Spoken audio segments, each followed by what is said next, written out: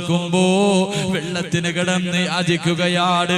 ഒട്ടകത്തിന്റെ മൂത്രമെടുത്തു കൊണ്ടുവന്ന് ബിലാൽ റളിയല്ലാഹു അൻഹുവിന്റെ വായിലേക്ക് എടുത്തൊഴിച്ചു കൊടുക്കാൻ പോകുമ്പോൾ അല്ലാഹുവിന്റെ റസൂൽ കടന്നു പോവുകയാണ്. ബിലാൽ റളിയല്ലാഹു അൻഹുവിന്റെ വായിലേക്ക് തന്റെ കൈവെക്കുകയാണ്.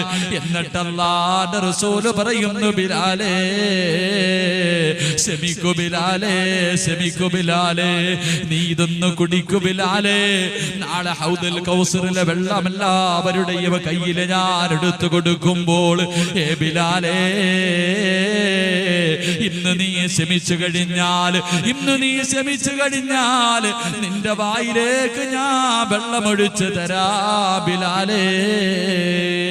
അല്ലാഹുവിന്റെ പ്രവാചകൻ അങ്ങോട്ട് പറയുമ്പോൾ മഹാനായ സയ്യിദിനാ ബിലാൽ റളിയല്ലാഹു തആല അൻഹു പുഞ്ചിരിക്കുന്ന മുഖത്തോട് കുതിരയുടെ മൂത്രം